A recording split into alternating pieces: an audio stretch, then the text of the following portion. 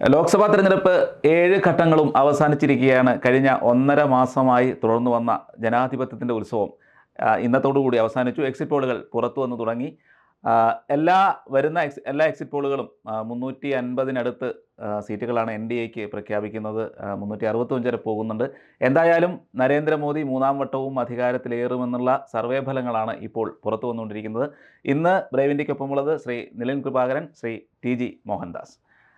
T ഈ കേരളത്തിലെ exit പോളുകൾ പുറത്തു വന്നുകൊണ്ടിരിക്കുന്നു.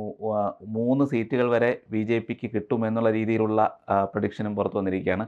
അതുമാത്രമല്ല, മറ്റൊരു രസകരമായ കാര്യം, ABP ന്യൂസ് ഇന്ത്യ സഖ്യത്തിനെ ഒരുമിച്ചിട്ടുകൊണ്ട് 18-19 സീറ്റുകൾ ഇന്ത്യ സഖ്യത്തിനും മറ്റേ അതേഴ്സ് 0 എന്നുള്ള രീതിയിലുള്ള ഒരു പ്രഡിക്ഷനാണ് ഇപ്പോൾ വന്നിരിക്കുന്നത്. അത് എനിക്ക് തോന്നുന്ന മറ്റ് മാധ്യമങ്ങളിലേക്ക് എത്തിയപ്പോൾ LDFന് സീറ്റൊന്നുമില്ല എന്നുള്ള രീതിയിലും അത് പറയപ്പെടുന്നുണ്ട്. പക്ഷേ യഥാർത്ഥത്തിൽ LDFനെയും UDFനെയും ഒരുമിച്ച് ഇന്ത്യ സഖ്യം എന്നുള്ള രീതിയിലാണ് ABP ഇട്ടിരിക്കുന്നത്. ഇങ്ങനെ വളരെ രസകരമായ രീതിയിലാണ് എക്സിറ്റ് പോളുകൾ മുന്നേറിക്കൊണ്ടിരിക്കുന്നത്. എന്താണ് ഈ ഒരു സാഹചര്യത്തിൽ പറയാനുള്ളത്? ABPയുടെ സത്യസന്ധതയെ നമ്മൾ മാനിക്കണം. വാസ്തവത്തിൽ അതാണല്ലോ. ഇവർ ലോക്സഭയിൽ ചെന്ന് കഴിഞ്ഞാൽ ഇവർ ഒരുമിച്ചല്ലേ ഇരിക്കാൻ പോകുന്നത്, ഒരുമിച്ചാണ് വോട്ട് ചെയ്യാൻ പോകുന്നത്, ഒരുമിച്ചാണ് കച്ചറ ഉണ്ടാക്കാൻ പോകുന്നത്, അലമ്പുണ്ടാക്കാൻ പോകുന്നത്, ഒക്കെ ഒരുമിച്ചാണ്. അപ്പോൾ സ്വാഭാവികമായിട്ട് ഇന്ത്യ മുന്നണി ആയതുകൊണ്ട് അവർ ഇന്ത്യ മുന്നണി 19 അല്ലെങ്കിൽ 17 ആയിട്ട് കൊടുത്തു. BJPക്ക് 1 മുതൽ 3 സീറ്റ് വരെ കൊടുത്തു. സത്യസന്ധമായ ഒരു കാഴ്ചപ്പാടാണ് അവരുടെ ഈ സർവേയിൽ അവരെടുത്ത നിലപാടുണ്ടല്ലോ ഇന്ത്യ മുന്നണിയുടെ കാര്യത്തിൽ. അതാണ് ശരി, അതാണ് സത്യം. ബാക്കി ഈ നാട്ടുകാരെ കാണിക്കാനാണല്ലോ ഇവർ അങ്ങോട്ടും ഇങ്ങോട്ടും ഒക്കെ പിടിക്കുന്നതൊക്കെ നമ്മളെ വിഡ്ഢികളാക്കാൻ വേണ്ടിയിട്ടാണ്. ABP അതിൽ പെട്ടില്ല. ABP വ്യക്തമായിട്ട് തന്നെ കാര്യങ്ങൾ പറഞ്ഞു. ബട്ട് ഓവറോൾ എനിക്ക് തോന്നുന്നത് പ്രതീക്ഷിച്ച നല്ല വിജയം തന്നെയാണ് NDAക്ക്. കാരണം ഞാൻ കണ്ടതിൽ 371 മാക്സിമം NDAക്ക്. ഏതോ ഒരു ഏജൻസി, ഒരുപാട് ഏജൻസികൾ പാരലായിട്ട് ഇങ്ങനെ ഫിഗേഴ്സ് പുറത്തു വിടുന്നു. അപ്പോൾ 371 ഞാൻ കണ്ട ഏറ്റവും വലിയ ഫിഗർ. 370 അതായിരുന്നു പാർലമെൻറ്റിൽ നരേന്ദ്രമോദി കൊടുത്ത മുദ്രാവാക്യം. 370 വകുപ്പ് എടുത്തു കളഞ്ഞു. എനിക്കതിന് 370 സീറ്റ് വേണം. ഇതായിരുന്നു സ്ട്രേറ്റ് പുള്ളിയുടെ ആവശ്യം.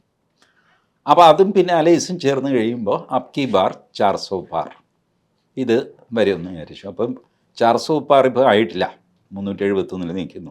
ബട്ട് 371 തന്നെ വലിയൊരു ഫിഗറാണ്, അഭിനന്ദനാർഹമായ ഫിഗറാണ്. NDA അത് അർഹിക്കുന്നുമുണ്ട്. NDA അധികാരത്തിൽ വരേണ്ടത് ഭാരതത്തിൻ്റെ ഒരു സിവിലൈസേഷണൽ റിക്വയർമെൻറ്റാണ്. നമ്മുടെ നാഗരികതയുടെ ഒരു പ്രശ്നമാണ്, നമ്മുടെ നിലനിൽപ്പിൻ്റെ പ്രശ്നമാണ്. ഈ പറഞ്ഞ ആൾക്കാരൊക്കെ പ്രചരിപ്പിക്കുന്നില്ലേ, ഭരണഘടന നിലനിൽക്കണമെങ്കിൽ, ജനാധിപത്യം നിലനിൽക്കണമെങ്കിൽ നരേന്ദ്രമോദി വന്നേ പറ്റുള്ളൂ. ഇവരുടെ കയ്യിൽ ജനാധിപത്യം ഉണ്ടാവില്ല. നമ്മൾ എത്രയോ തവണ കണ്ടതാണ്. ഈ അടിയന്തരാവസ്ഥ പ്രഖ്യാപിച്ച് നാട്ടുകാരെ മുഴുവൻ ജയിലിലിട്ട ആൾക്കാരാണ് കോൺഗ്രസ്. ജനാധിപത്യത്തിലേ വിശ്വാസമില്ലാതെ ഒരു അടവായിട്ട്, തന്ത്രമായിട്ട് തൽക്കാലം നമുക്ക് ജനാധിപത്യം വഴി അധികാരത്തിൽ വരാം, വന്നു കഴിഞ്ഞാൽ ഏകാധിപത്യമാക്കാം. ഇതാണ് കമ്മ്യൂണിസ്റ്റ് പാർട്ടി. ബ്രോഡ്ലി ഇങ്ങനെയാണ്. അതിൽ കമ്മ്യൂണിസ്റ്റ് പാർട്ടികൾ പലതരമൊക്കെ ഉണ്ട്, കോൺഗ്രസും പലതരമൊക്കെ ഉണ്ട്. എന്നാലും ബ്രോഡ്ലി ഇവരുടെ ഐഡിയ ഇതാണ്. ഇപ്പം ഇങ്ങനെയുള്ള ആൾക്കാരുടെ കയ്യിൽ എങ്ങനെ ജനാധിപത്യം ഭദ്രമായിട്ടിരിക്കും എനിക്ക് മനസ്സിലായിട്ടില്ല. വെറുതെ പറയുക മോദി വന്നിട്ട് ഭരണഘടന വലിച്ചു കയറും. ശരി, വലിച്ചു കയറിയാൽ നിങ്ങൾക്ക് വേറൊരു ഭരണഘടന ബുക്ക് സ്റ്റോളിൽ നിന്ന് വാങ്ങാവുന്നേ ഉള്ളൂ. What is so big about that? ഇതുപോലത്തെ മണ്ടത്തരങ്ങളൊക്കെ പറഞ്ഞുകൊണ്ട് നടക്കുക, ഭരണഘടന കീറിക്കളയും കത്തിച്ച് കളയും ഒക്കെ, അതൊക്കെ വെറും സില്ലി ആർഗ്യുമെൻറ്റ്സാണ്. ബട്ട് ഭാരതത്തിൻ്റെ തനിമ വീണ്ടെടുക്കാനായിട്ട് മോദി വീണ്ടും വരേണ്ട ആവശ്യമുണ്ട്. അപ്പോൾ ഇതിൻ്റെ കാര്യം എന്താണെന്ന് വെച്ചാൽ, നമ്മളുടെ അസ്തിത്വത്തിൽ നിന്ന് ഒരുപാട് ദൂരം സഞ്ചരിച്ചു. കോൺഗ്രസിൻ്റെയും മറ്റ് അവിയൽ മുന്നണികളുടെയൊക്കെ കാലത്ത് ആരാണ് പ്രധാനമന്ത്രി എന്ന് രാവിലെ പത്രം തുറന്ന് നോക്കേണ്ട ഗതികേട് വരെ നമുക്കുണ്ടായി. അത്ര ഫാസ്റ്റായിട്ട് പ്രധാനമന്ത്രിമാർ ചേഞ്ച് ചെയ്തുകൊണ്ടിരുന്നു. അത് കഴിഞ്ഞ് പിന്നെ കോയലിഷൻ ആണെങ്കിലും വാജ്പേയി അധികാരത്തിൽ വന്നു. വാജ്പേയിയുടെ കോയലിഷൻ പോയി, വീണ്ടും കോൺഗ്രസ് 10 കൊല്ലം തുടർച്ചയായിട്ട് ഭരിച്ചു. അത് കഴിഞ്ഞാണ് നരേന്ദ്രമോദിയുടെ വരവ്. അപ്പോൾ വാജ്പേയി ഏകദേശം 10-24 പേരുടെ കൂട്ടുപിടിച്ചൊക്കെയാണ് 6 വർഷം ഭരിച്ചത്. 5 വർഷം പ്ലസ് അതിന് മുമ്പുണ്ടായിരുന്ന 1 വർഷം, അത് കണ്ടിന്യൂസ് ആയിട്ട് നോക്കുമ്പോൾ 6 വർഷം. ഈ 6 വർഷം ഒരുപാട് കെട്ടുപാടുകളിൽ പെട്ടിട്ട് വാജ്പേയിക്ക് പലപ്പോഴും ഒരു തീരുമാനം എടുക്കാൻ ബുദ്ധിമുട്ടേണ്ടി വന്നു.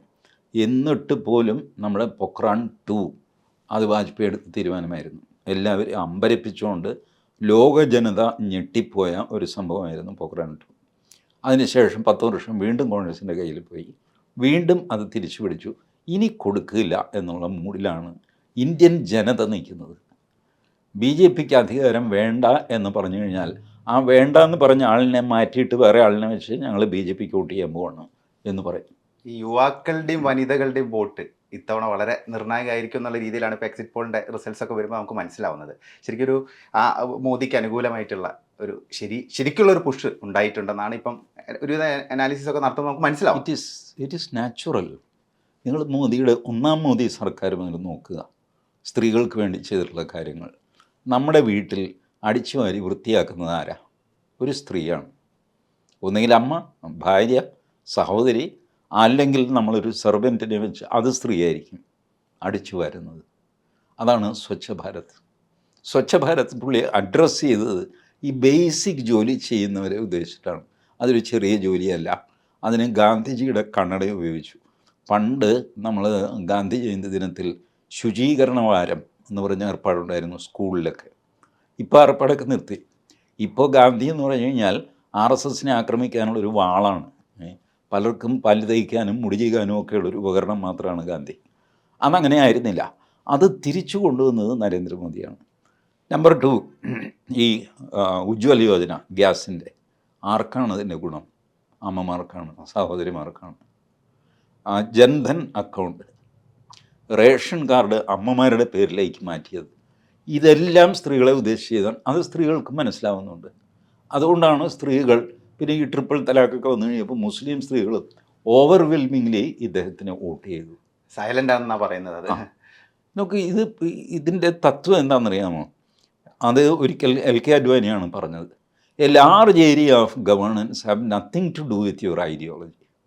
കോൺഗ്രസ്സുകാരനോ കമ്മ്യൂണിസ്റ്റുകാരനോ മുസ്ലിം ലീഗുകാരനോ പോപ്പുലർ ഫ്രണ്ടുകാരനോ കുടിവെള്ളം വേണ്ടേ? വേണം. വൈദ്യുതി വേണ്ടേ? വേണം. ഗ്യാസ് വേണ്ടേ? വേണം. പരിസരം വൃത്തിയാകണ്ടേ? വേണം. നല്ല റോഡ് വേണ്ടേ? വേണം. ഇതൊക്കെ ഭരിക്കുന്നവരുടെ ചുമതലയാണ്. ഇതിലൊക്കെ എവിടെയാണ് ഐഡിയോളജി? പോപ്പുലർ ഫണ്ടുകാരൻ്റെ അതിൽ പോകുന്ന റോഡ് ഞാൻ ചെയ്യില്ല എന്നാരെങ്കിലും പറയുക? പോപ്പുലർ ഫണ്ടാണെങ്കിൽ അത് നിരോധിക്കപ്പെട്ട സംഘടനയാണ്, ആളെ പിടിച്ചുകൊണ്ട് പോകുന്നുള്ളതല്ല. അത് റോഡ് അയാളുടെ ഭാര്യ മക്കളൊക്കെ വീട്ടിലുണ്ട്, അവർക്ക് സഞ്ചരിക്കുന്നുണ്ട്. അപ്പോൾ ഇങ്ങനെ large area of governance have nothing to do with ideology. ബാക്കി ഈ ബേസിക് നീഡ്സ് തൃപ്തിപ്പെടുത്തുക, അത് കഴിഞ്ഞേ ഐഡിയോളജി വരുന്നുള്ളൂ. അതുകൊണ്ടാണ് ഒരുപക്ഷെ ഈ നമ്മുടെ രാമക്ഷേത്ര നിർമ്മാണം ഇതൊക്കെ പുറകിലേക്ക് പോയി എന്ന് പറയാൻ തീവ്ര ഹിന്ദുക്കളും മോദിയെ കുറ്റം പറയുന്ന ഹിന്ദുക്കളുമുണ്ട്. ഇയാളെ കൊണ്ട് എന്തിനു കൊള്ളാം? ഇയാളെന്താ അവിടെ ക്ഷേത്രം പണിയാഞ്ഞത്? കാശി ജ്ഞാനവാദി പിടിച്ചെടുക്കണ്ടേ? മധുര ഇങ്ങനെ വിട്ടാൽ മതിയോ? ചെയ്യും. പിടിച്ചെടുക്കണമെങ്കിൽ പിടിച്ചെടുക്കും. പുതിയത് പണിയണമെങ്കിൽ പുതിയത് പണിയും. പക്ഷേ ഈ ബേസിക് നീഡ്സ് നമുക്ക് മീറ്റ് ചെയ്യണം. അത് നമ്മുടെ എക്സിസ്റ്റൻസിൻ്റെ പ്രശ്നമാണ്. പ്ലസ് നമ്മൾ ഫൈറ്റ് ചെയ്യുന്ന ഇക്കോസിസ്റ്റം വളരെ വലുതാണ്. സോറോസ് ഫണ്ടഡ് ആണ്, അല്ലെങ്കിൽ മറ്റു രീതിയിൽ റോക്ക്ഫെല്ലർ ഫൗണ്ടേഷൻ, ക്ലിൻറ്റൺ ഫൗണ്ടേഷൻ, എനിക്കറിയില്ല എത്ര പേരാ, 120 പേരുടെ ലിസ്റ്റ് അവർ തന്നെ പുറത്തു വിട്ടു. എനിക്ക് ഏറ്റവും വലിയ പേടി ഈ മോദിക്ക് എത്ര സീറ്റ് കിട്ടും എന്നുള്ളതല്ല. അതിപ്പോൾ 370 470 എത്രയെങ്കിലും വാങ്ങിക്കോട്ടെ. 3rd time he is coming. ഈ വന്നു കഴിഞ്ഞാൽ ഉണ്ടാകാൻ പോകുന്ന അപകടമാണ് ഞാൻ വല്ലാതെ എന്നെ ഉത്കണ്ഠപ്പെടുത്തുന്നത്. നമ്മുടെ യൂണിവേഴ്സിറ്റികളെല്ലാം അഗ്നിപർവ്വതങ്ങളായിട്ട് നിൽക്കുകയാണ് പൊട്ടിത്തെറിക്കാൻ. 3ാം മോദി സർക്കാർ വന്നു കഴിഞ്ഞാൽ ആദ്യം പാലസ്തീന് വേണ്ടിയിട്ട്, I am not telling a joke, ഇന്ന് ജൂൺ 1-ാം തീയതി ലാസ്റ്റ് തെരഞ്ഞെടുപ്പിൻ്റെ ദിവസം ഡൽഹിയിൽ അവർ പ്രകടനം നടത്തി. ആർക്ക് വേണ്ടി? പാലസ്തീന് വേണ്ടിയിട്ട്. വാസ്തവത്തിൽ പ്രകടനത്തിൻ്റെ ടാർഗറ്റ് ആരാ? മോദിയാണ്. പാലസ്തീൻ പോളിസി മാറ്റി എന്നൊക്കെ പറഞ്ഞ് സീതാറാം യെച്ചൂരിയാണ്. ഫ്രണ്ടിൽ അവരാണല്ലോ, ലെഫ്റ്റ് ഇങ്ങനെ ഫ്രണ്ടിൽ നിൽക്കും, പുറകിൽ നിന്ന് പൈസയും സംഗതിയൊക്കെ കൊടുത്തിട്ട് ഈ അലംബൂസന്മാരെ മുഴുവൻ അഴിച്ചുവിടും. രാജ്യമെങ്ങും കലാപം നടത്താൻ ഇവർക്ക് പദ്ധതിയുണ്ട്. ആ പദ്ധതി അവർ പ്ലാൻ ചെയ്തിട്ടുണ്ട്. അതിനുവേണ്ടി 120 സംഘടനകളുടെ ലിസ്റ്റ് അവർ പുറത്തു വിട്ടു. ഈ അവരെല്ലാം കൂടെ ചേർന്നിട്ടൊരു പുതിയ ഡിജി പബ് എന്ന് പറഞ്ഞൊരു ക്ലബ്ബ് ഉണ്ടാക്കി, വെബ് പോർട്ടൽസ് എല്ലാം ചേർന്നിട്ട്, because it is all social media controlled. ഈ മെയിൻ സ്ട്രീം മീഡിയ നമ്മൾ കാണുന്നവരില്ലേ, ഈ കഴങ്ങന്മാർക്കൊന്നും യാതൊരു സ്വാധീനമില്ല, ഒന്നുമില്ല. ഇവരൊക്കെ മറ്റാരുടെയോ അജണ്ട അനുസരിച്ച് പ്രവർത്തിക്കുകയാണ്. പക്ഷേ ആ പാവങ്ങൾക്കത് അറിയില്ല. അവർ വിചാരിക്കുന്നത് അവർ വലിയ രാഷ്ട്രസേവനം ചെയ്യുന്നു എന്നാണ്.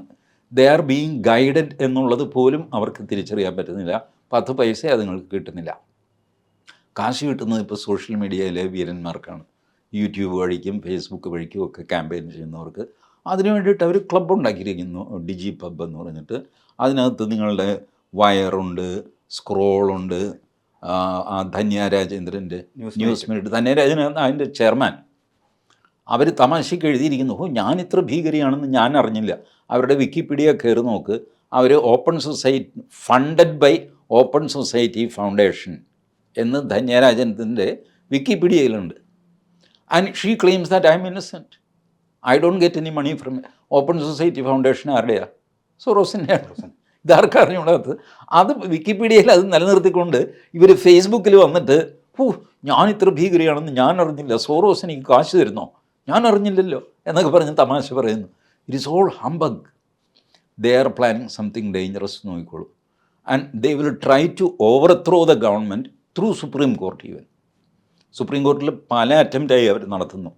EVMൻ്റെ കേസ് 3 or 4 കൊടുത്തു. The other fellow who is Soros ഫണ്ടിലുണ്ടല്ലോ, Association for Democratic Reforms, ADR, അയാളുടെ സ്ഥിരം കുറ്റി വക്കീലാണ് നമ്മളുടെ പ്രശാന്ത് ഭൂഷൺ, അഭിഷേക് മനു സിംഗ്വി, കപിൽ സിബൽ, ഇന്ദിരാ ജയ്സിംഗ്, വൃന്ദ ഗ്രോവർ, ദുഷ്യന്ത് ദവേ, ഇവരുടെയൊക്കെ വലിയ 100 crore ക്ലബ്ബ് എന്ന് പറയും സുപ്രീം കോടതിയിൽ. 100 കോടി രൂപ പ്രതിമാസ വരുമാനമുള്ള വക്കീലന്മാർ, അവരുടെ ഒരു സംഘം, അവരും റെഡിയാണ്. ഇപ്പോൾ ഈ തെരഞ്ഞെടുപ്പ് കഴിഞ്ഞാൽ ഇമ്മീഡിയറ്റ് അവരത് ചലഞ്ച് ചെയ്യും, EVM വെച്ച് ചലഞ്ച് ചെയ്യും. കുറേ റിപ്പോർട്ടുകൾ അവിടെ നിന്ന് നിങ്ങൾക്ക് കിട്ടും, EVM തോട്ടിൽ കണ്ടെടുത്തു എന്നൊക്കെ പറഞ്ഞിട്ട്. ഏതെങ്കിലും പ്രാന്തൻ തോട്ടിൽ എറിഞ്ഞിട്ടുണ്ടാവും, അതൊരു പെട്ടിയാണല്ലോ, അതെടുത്തിട്ട് പുറത്തിടാം. ആർക്കെങ്കിലും നല്ല കട്ടയാനെങ്കിലും പോയി ഇതെടുത്ത് ജയിലിൽ കൂടെ പുറത്തിടാൻ ഞാൻ എന്ത് ചെയ്യും? ഇങ്ങനെയൊക്കെ സംഭവിക്കാറുണ്ട്. പക്ഷേ ഇത് വലിയൊരു സാധനമായിട്ട് പ്രൊജക്റ്റ് ചെയ്തിട്ട് ഇന്ത്യയിൽ ജനാധിപത്യമില്ല, ഇന്ത്യയിൽ നരേന്ദ്രമോദിക്ക് കിട്ടിയ ഈ സീറ്റ് അവർ മാറ്റും. സീറ്റ് നിങ്ങൾക്ക് 300-400 കിട്ടിയത് അവർ മറക്കും, പെർസെൻറ്റേജിൽ കയറി കളിക്കും. ബേസിക് നമ്മുടെ ജനാധിപത്യത്തിൻ്റെ ഒരു പ്രശ്നം, ലോകം മുഴുവൻ അറിയാവുന്ന, എല്ലാവർക്കും അറിയാവുന്നൊരു പ്രശ്നമാണ്. ഒരു 35-40% വോട്ട് കിട്ടിയ ആൾ രാജ്യം ഭരിക്കും. അപ്പോൾ 60% അങ്ങർക്കെതിരല്ലേ, അവരുടെ കയ്യിലല്ലേ ഭരണം പോകേണ്ടത്. അപ്പോൾ ഇയാൾ ന്യൂനപക്ഷ ഭരണമല്ലേ, അതുകൊണ്ട് ഇയാൾ താഴെ ഇറങ്ങണ്ടേ. ഈ ന്യായം പറഞ്ഞിട്ട് സുപ്രീം കോടതി പോകും. അത് എന്നിട്ട് ചാനൽ മുഴുവൻ ഫ്ലാഷ്, ജനങ്ങളെ നിരത്തിലിറക്കുക, ഇതുപോലത്തെ കലാപരിപാടികൾ ചെയ്യും. This is what is worrying me. ബാക്കി ഇപ്പോൾ ശരി 400 पार नहीं किया तो नहीं किया, उसमें क्या है? 370 है, चलेगा, कोई बात नहीं. 350 है, चलेगा, कोई बात नहीं. ഞാനിപ്പോൾ ഈ എക്സിറ്റ് പോളുകാർ പറയുന്നത് മുഴുവൻ വേദവാക്യാണെന്നൊന്നും നമുക്ക് പറയാൻ പറ്റില്ല.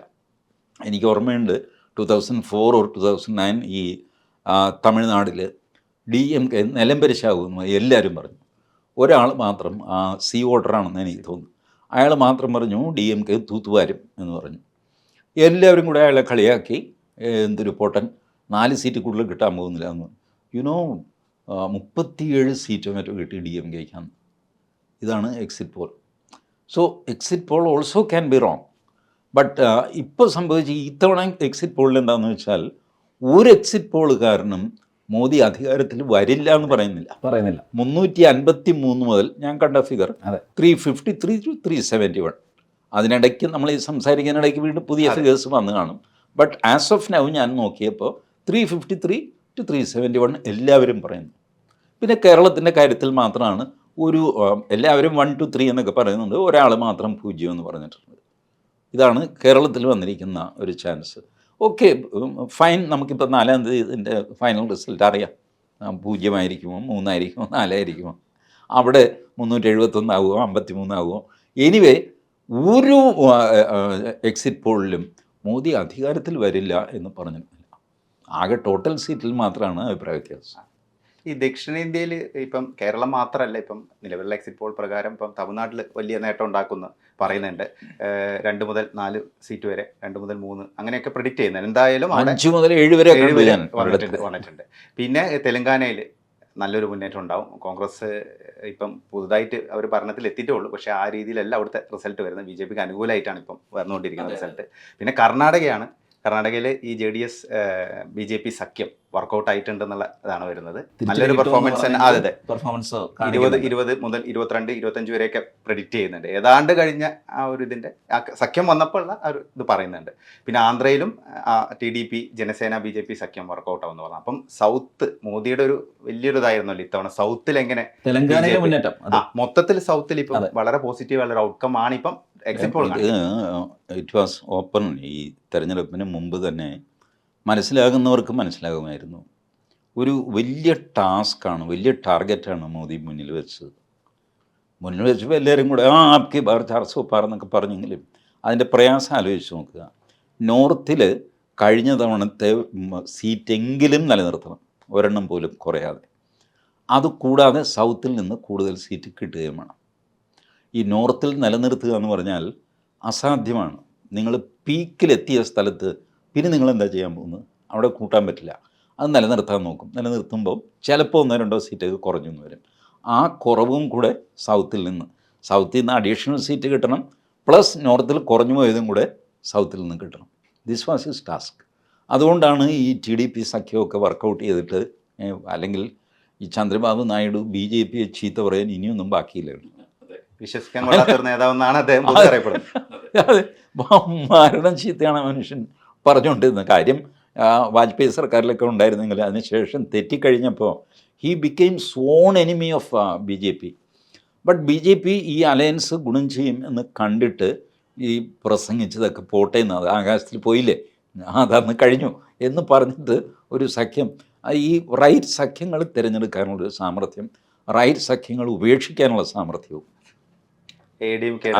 കൃത്യമായിട്ട് അനലൈസ് ചെയ്തിട്ട് ഇന്ന സഖ്യം നമുക്ക് വേണ്ട എന്ന് തീരുമാനിക്കുക. അങ്ങനെ തീരുമാനിച്ചതാണ് ADMK. നമ്പർ 2 നമ്മുടെ ബിജു പട്നായിക്. ജാർഖണ്ഡ്, ഛത്തീസ്ഗഡ്, UP, മധ്യപ്രദേശ് ഇതേപ്പറ്റിയൊന്നും എനിക്ക് വലിയ വെറിയില്ല.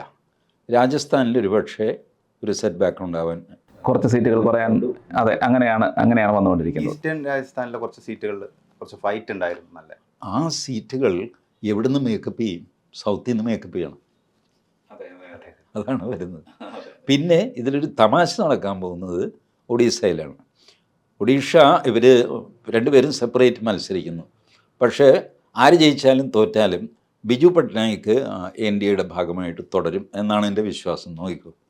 അല്ല, അത് പൊതുവെ സംഭവിച്ചുകൊണ്ടിരിക്കുന്നത് വെച്ചാൽ എല്ലാ പ്രാവശ്യവും ഇവർ ഇലക്ഷൻ സമയത്ത് അങ്ങോട്ടും ഇങ്ങോട്ടൊക്കെ കുറ്റമൊക്കെ പറയും. പക്ഷേ ഇലക്ഷൻ കഴിഞ്ഞ് ഈ ഏത് പ്രധാനപ്പെട്ട ബില്ല് വന്നാലും നവീൻ പട്നായിക് എപ്പോഴും NDA സഖ്യത്തിനൊപ്പം നിൽക്കുന്ന ഒരു കാഴ്ചയാണ്.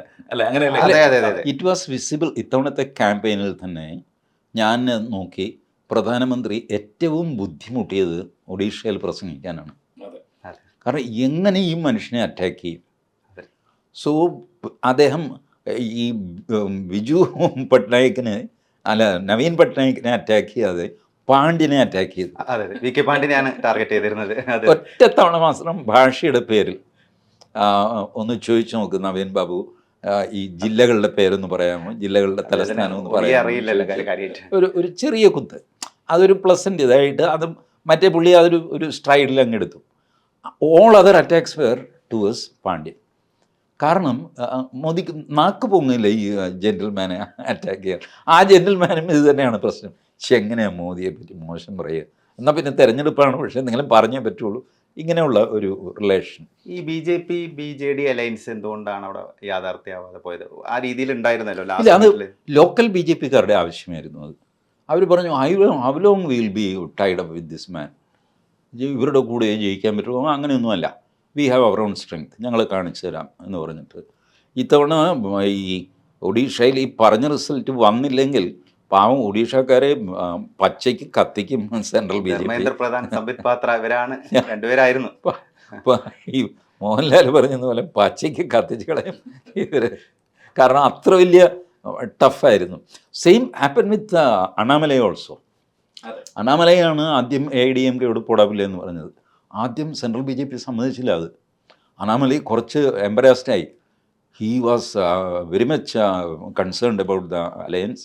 പിന്നെ ഒരു കണക്കിന് സെൻട്രൽ ലീഡർഷിപ്പിനെ പറഞ്ഞ് മനസ്സിലാക്കി. കാരണം വാജ്പേയിയുടെ കാലത്ത് മുതലുള്ള ഒരു മനോഭാവമാണ് AIDMK ഒരു പ്രോ ഹിന്ദു അങ്ങനെയാണ്. അപ്പോൾ അവരെ അങ്ങനെ നമ്മൾ കളയണ്ട, അവരൊരു അലയാണ്.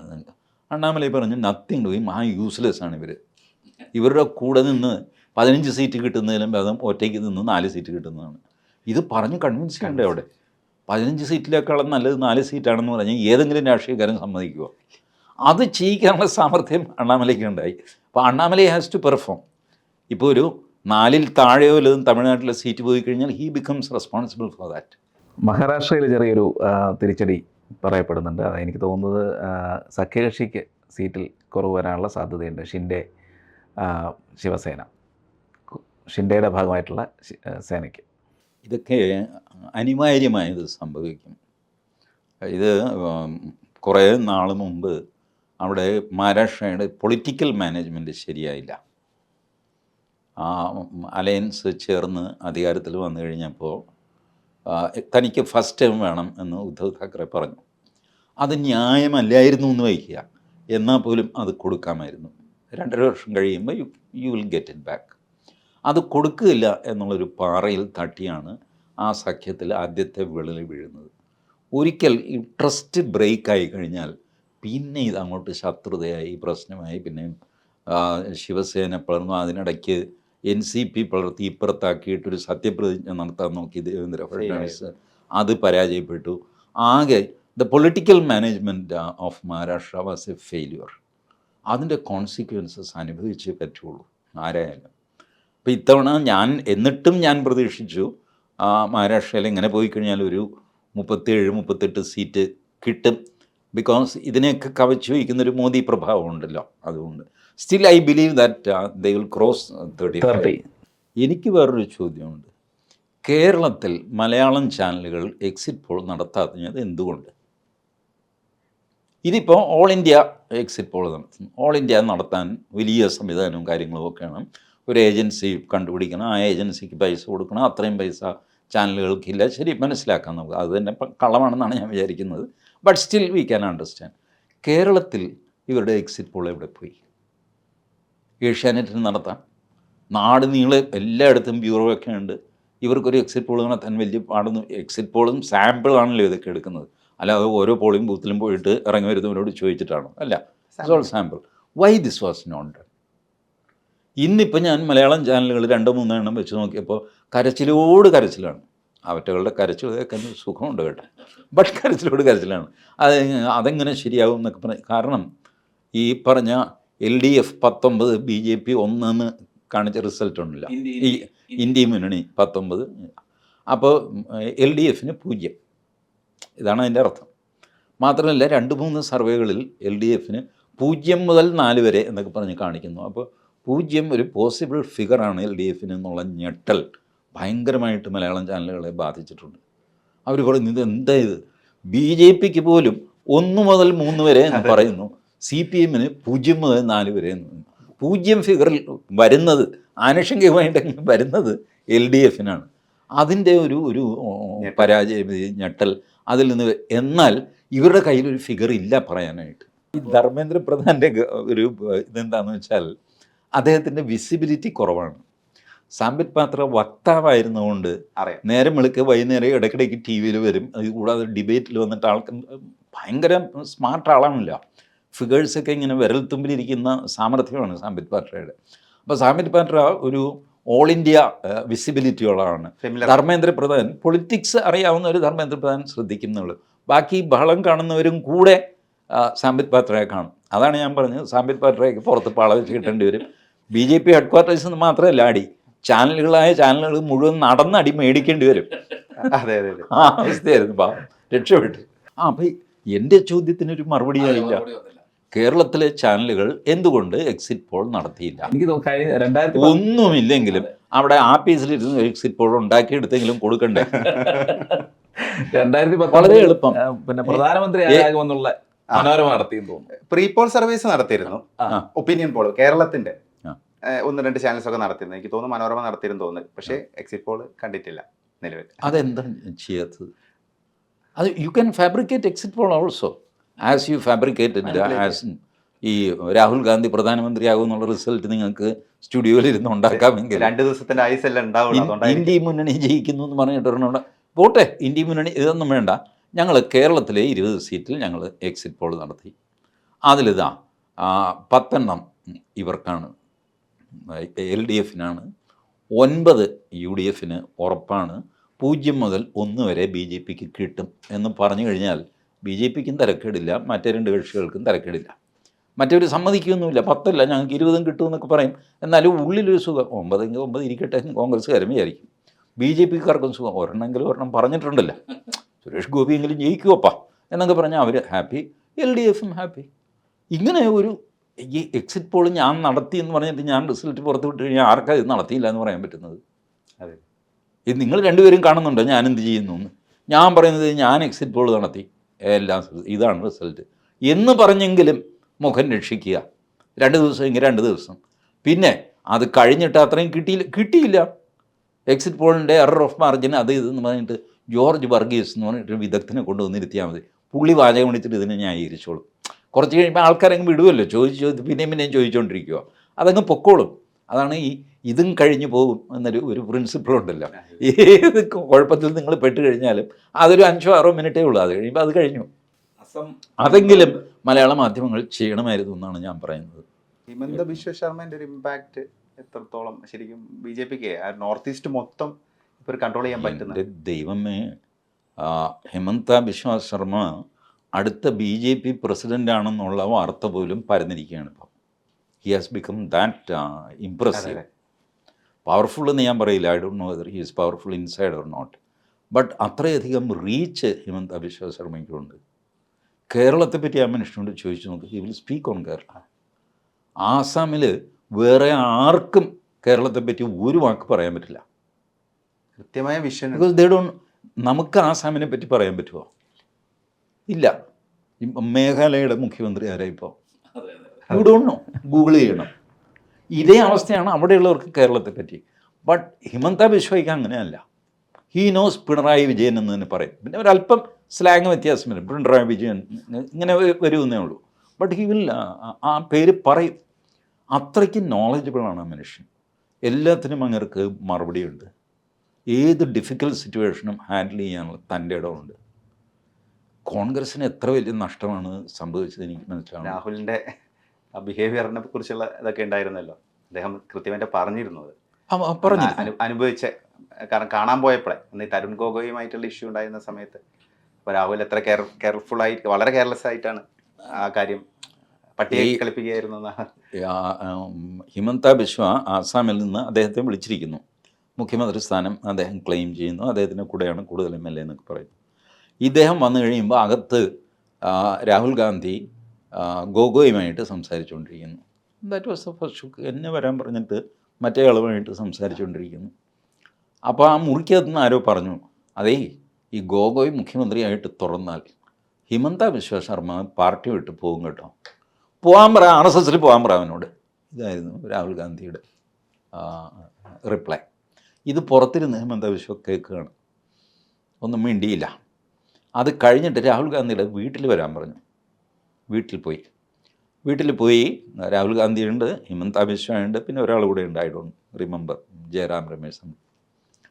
അപ്പോൾ ചായ കൊണ്ടുവന്നു, ഒരു കോമൺ പ്ലേറ്റിൽ ബിസ്ക്കറ്റും കൊണ്ടുവന്ന് വെച്ചു. രാഹുലിൻ്റെ പട്ടി ചാടി മേശപ്പുറത്ത് കയറി ബിസ്ക്കറ്റൊക്കെ ഇങ്ങനെ മണത്തിട്ട് ഒരെണ്ണം കടിച്ചു തിന്നു, അടുത്തത് ഒന്ന് കടിച്ചു വിട്ടു, പിന്നെ ഇങ്ങനെ മണപ്പിച്ചു. രാഹുൽ ഗാന്ധി അതിൽ നിന്ന് ബിസ്ക്കറ്റ് എടുത്ത് തിന്നു. മറ്റേ മനുഷ്യൻ, I am not sure whether it was Jairam Ramesh, summon, അയാളും ഒന്നും സംഭവിക്കാത്ത മട്ടിൽ തിന്നു. ഹിമന്ത ബിശ്വ പറഞ്ഞു, ഞാൻ പോവാണ്, ഞാൻ ഇറങ്ങുകയാണ്, താങ്ക് യു എന്ന് പറഞ്ഞിട്ട് ഇറങ്ങി. ഹിമന്ത ബിശ്വ പറയുന്നത്, എൻ്റെ വീട്ടിൽ 4 പട്ടിയുണ്ട്, 4 പട്ടി. പട്ടികളെ അതിരുകവിഞ്ഞ് സ്നേഹിക്കുന്നവനാണ് ഞാൻ. പക്ഷേ പട്ടിയും ഞാനും ഒരേ പ്ലേറ്റിൽ നിന്ന് ഭക്ഷണം കഴിക്കാറില്ല. ഞാൻ ആ പ്ലേറ്റിൽ നിന്ന് ബിസ്ക്കറ്റ് എടുക്കില്ല. ഇത് അറിഞ്ഞുകൊണ്ട് എന്നെ ഇൻസൾട്ട് ചെയ്യാൻ മനഃപൂർവ്വം ഈ സീനുണ്ടാക്കിയത്. ഇനി അറിയാതെയാണ് ചെയ്തതെങ്കിൽ പോലും ഞാൻ ഓർത്ത് this is the height of it. ഞാനൊരു സീരിയസ് പ്രശ്നമായിട്ട് പോയി കഴിഞ്ഞപ്പോൾ എനിക്ക് 2 സ്ഥലത്ത് ആദ്യം കേട്ട കമൻറ്റും പിന്നെ ഈ പ്രവൃത്തിയും, അവൻ്റെ പട്ടി തിന്നതിൻ്റെ ബാക്കി തിന്നാൻ എന്നെ കിട്ടില്ല എന്ന് പറഞ്ഞു. This was practically, he told it openly. അത് കോൺഗ്രസിൽ നിന്നൊക്കെ പോകുന്ന കുറേ കാലം കഴിഞ്ഞിട്ടാണ് ഈ കുത്തി ആൾക്കാർ ചോദിക്കുമല്ലോ, അല്ല എന്നാലും കോൺഗ്രസിൽ നിന്ന് പോകാൻ എന്താ കാര്യം, അല്ല അതൊക്കെ പഴയ കാര്യം, അല്ല എന്നാലും എന്നൊക്കെ പറഞ്ഞു ഇങ്ങനെ എന്നാലും പറഞ്ഞ് ചൊറിഞ്ഞപ്പോഴാണ് ഞാൻ പറഞ്ഞേക്കാം എന്താ ഇതാണ് കാര്യം. It was a bombshell. പിന്നെ രാഹുൽ ഗാന്ധിക്ക് ഇതൊന്നും ബാധകമൊന്നുമല്ല, പുള്ളിക്കും മനസ്സിലായിട്ട് പോലുമില്ല. വാട്ട് ഈസ് റോങ് വിത്തല്ലോ, പട്ടി കഴിച്ച് ബാക്കി ബിസ്ക്കറ്റ് കഴിച്ച് എന്താ കുഴപ്പം, പട്ടിക്ക് അസുഖമൊന്നുമില്ല. ഇതാണ് രാഹുൽ ഗാന്ധിയുടെ ലെവൽ, അതാണ്. അപ്പം നമ്മളെങ്ങനെ ഇയാളെ പറഞ്ഞ് മനസ്സിലാക്കും? അല്ല, ഹിമന്ത ബിശ്വ ശർമ്മ ആരാണെന്നുള്ളതിനെ പറ്റി എനിക്ക് തോന്നുന്നു രാഹുൽ ഗാന്ധിക്കും വലിയ പിടുത്തമൊന്നും ഉണ്ടാവണമെന്നില്ല. എത്രത്തോളം അല്ല, ഹീ സോ കാഷ്വൽ. ബിക്കോസ് അങ്ങേർക്ക് ഇത് കഴിയുമ്പോൾ അങ്ങേര് മുങ്ങും നോക്കുക. ഒരു 2 മാസത്തേക്ക് കക്ഷിയെ കാണുന്നത് ഇപ്പോൾ തന്നെ കേൾക്കുന്നുണ്ട്, അങ്ങനത്തെ റിപ്പോർട്ടുകൾ വരുന്നുണ്ട്. ഉടനെ അദ്ദേഹം ഉടനെ പോകും, ടിക്കറ്റ് ബുക്ക് ചെയ്തു എന്നൊക്കെ പറഞ്ഞ് വാർത്തകൾ വരുന്നുണ്ട്. കാരണം അദ്ദേഹത്തിൻ്റെ സ്വഭാവം അങ്ങനെയാണ്. നിന്ന നിപ്പിൽ 2 മാസമൊക്കെ കാണാതെ പോകും. അറിയാം, സോണിയാഗാന്ധിക്ക് അറിയാമായിരിക്കാം. പ്ലസ് മോദിയുടെ ഇൻ്റലിജൻസിന് അറിയാതെ പറ്റില്ലല്ലോ. ഒരാൾ വിദേശത്തേക്ക് കടന്നാൽ അങ്ങനെ അറിയാതെ കിടക്കാൻ പറ്റില്ല. They know that. But look at the decency of Modi. ഇന്ന് വരെ മോദി ഈ സാധനം പുറത്തു വിട്ടില്ല. മോദിക്ക് വേണമെങ്കിൽ പറയാം ഇയാൾ ഇന്ന സ്ഥലത്ത് ചുറ്റി നടക്കുകയാണെന്ന് പറയാം. But he never did that. അതൊക്കെ ഒരു ഡീസൻസിയുടെ പ്രശ്നമാണല്ലോ. You want to keep something confidential, okay I will keep it confidential. പുറത്താരും അറിയില്ല, ശരി, വേണ്ട, ആയിക്കോട്ടെ. ബട്ട് ഇയാൾ അറിഞ്ഞ് പുറത്ത് പോകുമ്പോൾ ഹാർവാർഡ് യൂണിവേഴ്സിറ്റിയിലും കേംബ്രിഡ്ജിലും ഒക്കെ ചെയ്യുന്ന പ്രസംഗങ്ങളിൽ എന്താ പറയുന്നത് ഇയാൾ പറഞ്ഞു, Modi has spread fuel throughout India, only 1 spark is needed, India will burn. ഇത് രാഹുൽ ഗാന്ധിയുടെ വാക്കുകളാണ്. പുറത്തു പോയത് തന്നെയാണല്ലോ പറയാറ്, എല്ലാം ഇന്ത്യക്കെതിരെയാണല്ലോ. ഇന്ത്യ കത്തുമെന്ന് indirectly he was giving signal that India is going to burn. ഞാൻ അതാണ് എൻ്റെ കൺസേൺ തുടക്കത്തിൽ പറഞ്ഞത്. What is going to happen after June 4th is anybody's imagination. They will go to any extent. ഈ ക്യാമ്പയിനിങ്ങിലും അത് ഇദ്ദേഹം പറയുന്ന അതെ, ജാതി ഏറ്റവും കൂടുതൽ ജാതി, സൈന്യത്തിൽ പോലും ജാതി കാര്യങ്ങൾ പറയുന്നു, അല്ലെങ്കിൽ IIT-യിലെ കാര്യങ്ങൾ വളരെ ഒരു റിപ്പൾസീവ് ആയുള്ള രീതിയിൽ ഇന്ത്യ എങ്ങനെ തകർക്കാൻ പറ്റും ആ രീതിയിലുള്ള ഒരു അർബൻ നെക്സൽ ഒരു വോക്കൽ അങ്ങനെയായിരുന്നു രാഹുൽ ഗാന്ധിയുടെ എല്ലാ പ്രസംഗങ്ങളൊക്കെ. അത് യഥാർത്ഥത്തിൽ ഇപ്പോഴാരാണ് ഈ രാഹുൽ ഗാന്ധിയുടെ ഉപദേശകർ എന്നുള്ളതാണ് മനസ്സിലാകുക. ഹാർവാർഡ് യൂണിവേഴ്സിറ്റി എഴുതി കൊടുക്കുന്ന സ്പീച്ച്, ആ എഴുതി കൊടുക്കുന്ന സ്പീച്ച് നേരെ മനസ്സിൽ വെച്ചിട്ട് ഡെലിവറി ചെയ്യാൻ ഇദ്ദേഹത്തിന് പറ്റുന്നത് അത് പറ്റാറില്ല. അതുകൊണ്ടൊക്കെയാണ് പലപ്പോഴും ഈ അബദ്ധം പറ്റുന്നത്. അവരാണ് ഈ മൊത്തം ഈ നരേറ്റീവ് തീരുമാനിക്കുന്നത്. Harvard university along with open Society foundation and this ADR people, ഇവരൊക്കെ ചേർന്നിട്ടാണ് ഈ നരേറ്റീവ് തീരുമാനിക്കുന്നത്. അതിൻ്റെ ഭാഗമായിട്ട് രാഹുൽ ഗാന്ധി സംസാരിക്കും. അത് ജയറാം രമേശ് ഏറ്റുപാടും. പാവം ഇങ്ങേര് മാത്രം Adhir Ranjan Chowdhury fell off from this gang. Adhir Ranjan Chowdhury ഒരു അഭിമുഖത്തിൽ പറഞ്ഞല്ലോ, പൈസ തരാത്തതുകൊണ്ടാണ് ഞാൻ അഡാനിയെ ചീത്ത പറയുന്നത്. ഹംകോ പൈസ ദേ ഞാൻ ബന്ദ് കർ ദൂംഗ, പൈസ തന്നാൽ ഞാൻ നിർത്തും. ഇപ്പോൾ ഈ ഇൻ്റർവ്യൂ ചെയ്ത ആൾ ഓർക്കാതെ പൊട്ടിച്ചിരിച്ചു പോയി. ദാദാ ഇതെന്താ പറയുന്നത്, പൈസ തന്നു കഴിഞ്ഞാൽ നിർത്താമെന്നു. നീ പോയി പറഞ്ഞു നോക്ക്, അയാൾ എന്നെ BPL-കാരനായിട്ടാണ് കൂട്ടുന്നത് അദാനി, ബിലോ പോർട്ടിൽ തല്ലിപ്പൊളിയാണെന്നുള്ള അർത്ഥത്തിൽ. അതുകൊണ്ട് എനിക്ക് അയാൾ പൈസ ഒന്നും തരാറില്ല. ഞാൻ ചീത്ത വിളി, പൈസ തന്നാൽ നിർത്താം, നീ ശ്രമിച്ചു നോക്കുക, അയാൾ തരില്ല, അയാൾ ഞാൻ BPL അയാളുടെ കണക്ക്. ഈ ഇൻ്റർവ്യൂ പുറത്ത് അധീർ രഞ്ജൻ ചൗധരി. അപ്പോൾ എനിക്ക് സങ്കടം തോന്നി കേട്ടോ, നല്ലൊരു മനുഷ്യനാണ്, ഇവരുടെ നടുക്കപ്പെട്ടു പോയതാണ് ആ പാവം അധീർ രഞ്ജൻ ചൗധരി. സ്ട്രേറ്റ് ഫോർവേഡാണ്. ഇതുവരെ വന്ന എക്സിറ്റ് പോളുള്ള ട്രെൻഡ് നോക്കുമ്പം എല്ലാം NDA വീണ്ടും തിരിച്ചു വരും, BJP 300-ൽ കൂടുതൽ സീറ്റ് നേടും എന്നുള്ള ട്രെൻഡ് തന്നെയാണ് കാണിക്കുന്നത്. പിന്നെ ടൈംസ് നൗവും ടൈംസ് നൗ സീ വോട്ടറും പിന്നെ ഇന്ത്യ ടുഡേ ആക്സിസ്, ഇത് രണ്ടാണ് എല്ലാവരും വളരെ ശ്രദ്ധിച്ച് നോക്കുന്നത്. അപ്പോൾ ഇതും ആ ഒരു ട്രെൻഡ് തന്നെയാണ് അവർ കാണിക്കുന്നത്. പക്ഷേ അവർ അത്ര പ്രോഗ്രസ് ആയിട്ടില്ല ഇപ്പോൾ നമ്മളിപ്പോൾ ഈ സംസാരിക്കുമ്പോൾ.